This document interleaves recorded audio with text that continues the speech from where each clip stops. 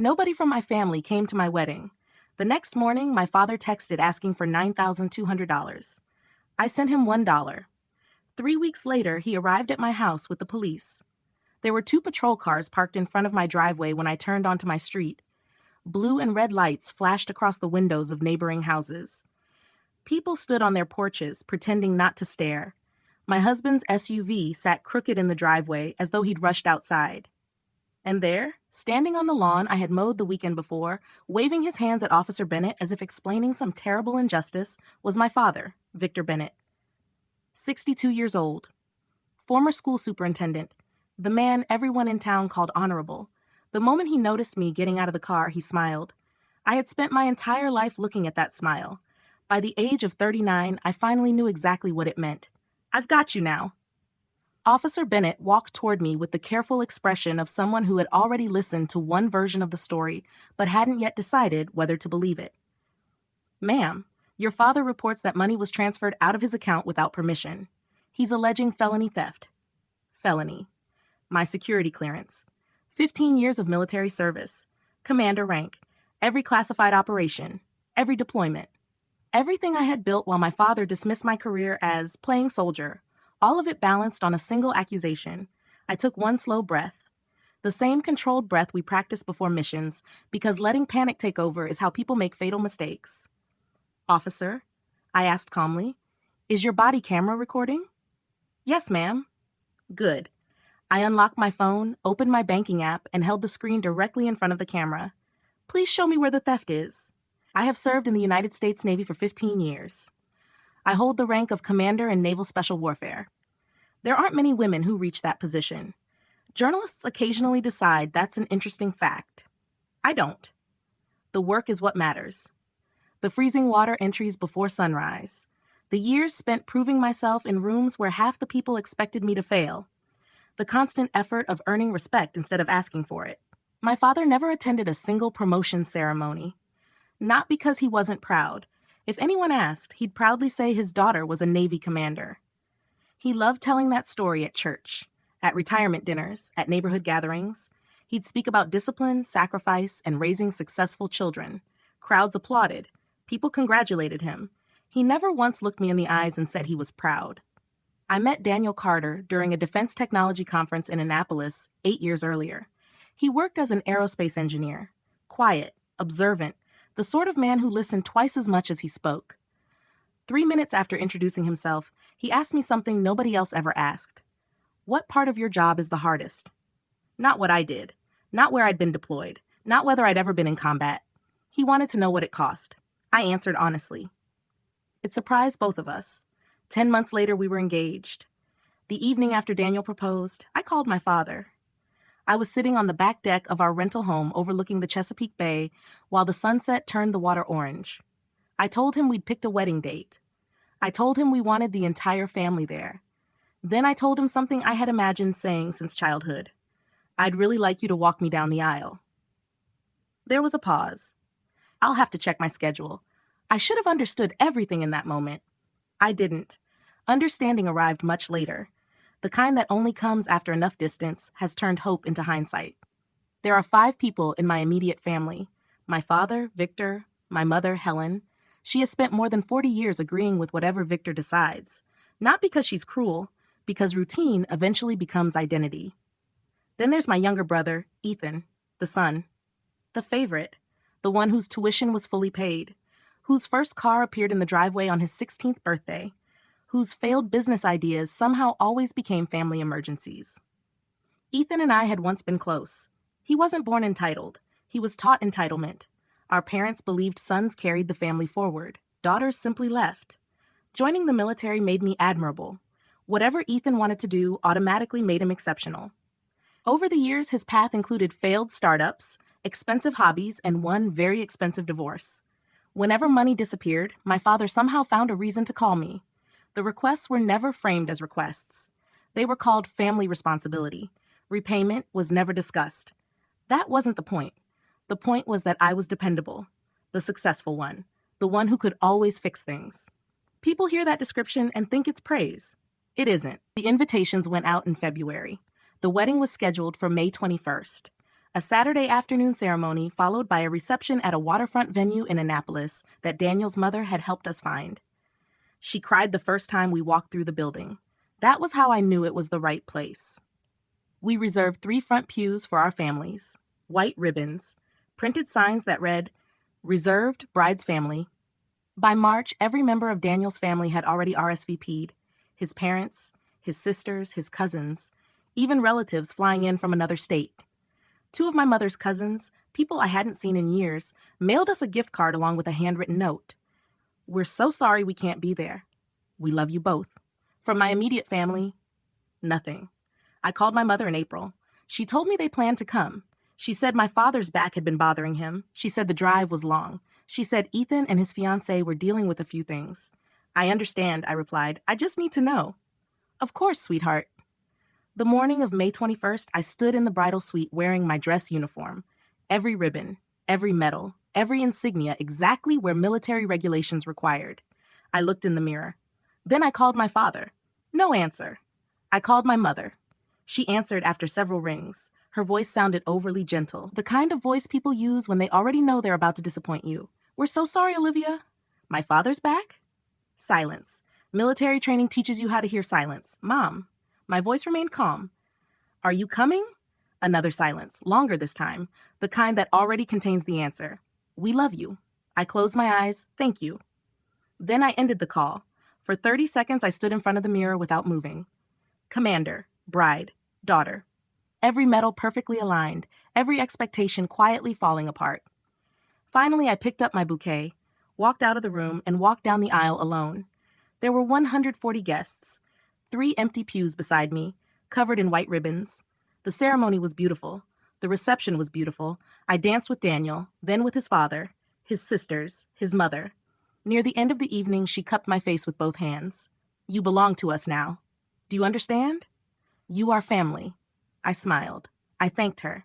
Then sometime after midnight, back at the hotel, I locked myself inside the bathroom, slid down against the wall, and cried until I couldn't breathe. The text message arrived at 8:11 the following morning. Daniel was still asleep beside me.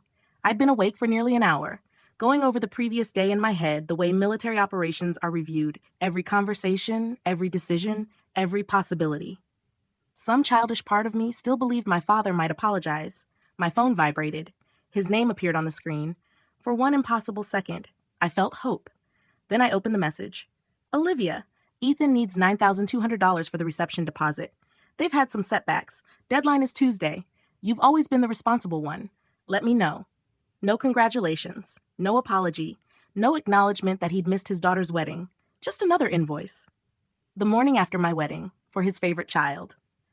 Daniel shifted beside me, read the message over my shoulder. His jaw tightened, not dramatically, quietly. The expression of someone who had finally reached the end of his patience. "Delete it," he said. "Don't answer." Instead, I opened my banking app, selected my father's account, an account number I knew by heart after years of sending money that was never repaid. Amount, $1. Memo, best wishes. I pressed send, blocked his number, set my phone on the bedside table, picked up my coffee. It was the first thing I'd actually tasted in 2 days. The peace lasted exactly 1 week. Then, I unblocked him. Old habits die slowly. Military training can change almost everything, but it never completely removes the instinct that whispers, "What if it's an emergency? What if someone really needs help?" 43 messages flooded my screen. The first few begged, the next several accused. The rest were pure hatred. "Ungrateful little girl. After everything I've done for you, those medals don't make you important. Without this family, you're nothing. You've always been nothing." I didn't respond. I read every message once, saved screenshots, then I closed the app. Instead of calling my father, I called Commander Rebecca Hayes, my executive officer, the person in my chain of command whose judgment I trusted more than anyone else's. I explained that a family member's behavior was escalating. I didn't tell her about the wedding, only the facts. The messages, the harassment, the possibility that things become more serious. She thanked me for reporting it. "Keep documenting everything," she said, "and call me immediately if anything changes." 3 days later, something changed. 3 days later, my office phone rang at 9:52 on a Wednesday morning. Commander Hayes. Her voice carried the calm precision she always used when delivering information that mattered. Commander, your father was outside Gate 3 this morning. I froze. He was asking personnel questions. What kind of questions? Your duty schedule. Which building you work in. What time you usually arrive. A commander's daily routine is not public information. People whose job is to protect military personnel take those questions very seriously. This was no longer a family disagreement. It had become a security concern. I filed an official report that same afternoon. Lieutenant Commander Marcus Cole from Base Security met me in his office. 15 years in military law enforcement. Calm, methodical, completely unemotional. Exactly what I needed. He reviewed every screenshot, every message, every date. Then he opened a formal incident report. Commander Bennett, he said, deliberately using my rank, this will be documented as a potential threat involving an active duty service member. I understand. Does this individual know where you live? Yes. My husband and I own a house in Annapolis. My father visited once. When? About 5 years ago. Lieutenant Commander Cole nodded. I recommend changing your locks if you haven't already. Install cameras if you don't already have them. And I want daily contact until this matter is resolved. Daniel changed every lock that evening. Then he installed cameras covering the front porch, backyard, and side gate while I sat at the kitchen table opening an envelope that had arrived at the base earlier that afternoon. It was handwritten, addressed to Commander Olivia Bennett. Not Olivia, not daughter, my rank. He had looked it up. The handwriting leaned sharply to the right. I recognized it immediately. It always leaned farther whenever my father was angry. Inside was only one sentence. You'll die alone with your medals. I didn't tear it up. I didn't throw it away. I placed it inside a plastic evidence bag, locked it inside my desk drawer beneath my service pistol. Then I called Commander Hayes. After that, I called an attorney. Jonathan Pierce had practiced family and harassment law for nearly 20 years. Several of his previous clients had been active duty military officers dealing with civilian harassment. He answered personally. I told him everything. Chronologically. The missed wedding, the money request, the dollar transfer, the messages, the visit to the naval base, the threatening letter. He never interrupted. Experienced attorneys understand something most people don't. If you allow someone to finish speaking, they'll usually tell you everything you need to know. When I finished, he remained silent for a few seconds. Commander Bennett, he finally said, you actually have several different legal matters. You have financial harassment, you have documented threats, you have conduct affecting military security. They're separate issues. But together, they create a very strong case. I want a restraining order. I thought you might. I'll prepare the paperwork. Then he added something else. The military's legal office may become involved because of the security issue. That's fine. I can work with multiple agencies. He laughed quietly. I don't think he realized I wasn't joking. The following Tuesday, I was sitting inside a classified briefing, lights dimmed, large monitors glowing across the room. Phones were supposed to remain silent. Mine vibrated anyway, once, twice, again. Again, I glanced beneath the conference table. 5 missed calls, then a text from Daniel. He called the police. They're at the house. Come now. In 8 years together, Daniel had never sent a message written entirely in capital letters. I excused myself. Drove home faster than I should have. 14 minutes became 9. Everything after that happened exactly as I remembered. The patrol cars, the neighbors, my father standing proudly in my front yard, performing, telling his story, trying to convince Officer Bennett that his daughter had stolen from him. What I hadn't understood until that moment was how quickly 40 years of family mythology could collapse. The man who hadn't shown up for my wedding had no problem showing up to destroy my career. Officer Bennett walked toward me. He had already used the word felony. I asked one question. Is your body camera recording? Yes. Good. I opened my banking app, scrolled to May 22nd, the morning after my wedding. Recipient, Victor Bennett. Account ending in the 4 digits I'd memorized years earlier. Amount, $1. Memo, best wishes. Officer Bennett studied the screen, looked at the date, looked at the amount, looked back at my father. His expression changed. This isn't theft, I said calmly. I transferred $1 from my own account into my father's account. With my authorization. That is the exact opposite of stealing. I paused. What this actually is harassment. And I'd like to file my own report. Officer Bennett slowly turned toward my father. His tone had changed completely. Mr. Bennett, you knowingly filed a false police report. The evidence does not support your allegation. This is a civil matter. You've wasted police resources. For the first time in my life, I watched confidence disappear from my father's face. First came confusion, then anger, then something deeper, something I had never seen before. She's lying. He stepped toward me. After everything I paid for, after everything I gave you, you send me $1? As if I'm nobody? Dad? My command voice cut through the air, the same voice used during emergency operations, the same voice that made people react before they thought. Stop. He stopped. Not because he wanted to, because years of authority carry a certain weight. Get off my property. The officers moved immediately, not aggressively, simply placing themselves between us. Sometimes presence is enough. My father allowed them to escort him toward his car. Before getting inside, he turned back one last time. You think those medals make you better than me? I met his eyes.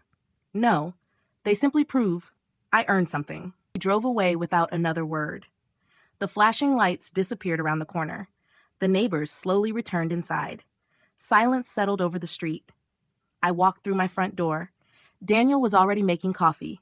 Neither of us spoke.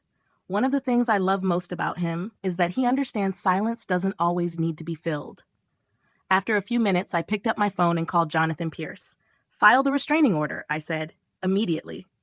Then I called Lieutenant Commander Cole and informed him that my father had filed a false police report. Everything was added to the existing case. Finally, I called my mother. She answered almost immediately. Her voice sounded fragile, as though she already knew why I was calling. Olivia? Mom. Dad drove 3 hours to accuse me of felony theft. He filed a false police report. He came to my military base asking about my schedule. He sent me a threatening letter. I have every message. I have every document. I have every piece of evidence. I took a slow breath. Tomorrow, my attorney is requesting a restraining order. I wanted you to hear it from me first. For several seconds, she said nothing. Then quietly, he loves you. I closed my eyes, Mom. I interrupted her gently. I know that's how you understand it. But love doesn't erase actions. They can exist at the same time. Another silence. Longer this time. Finally, she whispered, he was so hurt. About the $1. My mind drifted back to 3 empty pews covered with white ribbons, to the hotel bathroom floor, to the text message arriving less than 24 hours after my wedding. $9,200 for Ethan. Not one word about me, not one word about Daniel, not one apology. I love you, Mom. Then I ended the call. The restraining order was granted 2 days later. Judge Melissa Harper reviewed every document Jonathan submitted. The screenshots, the threatening letter, the security incident at the naval installation, the false police report. Everything.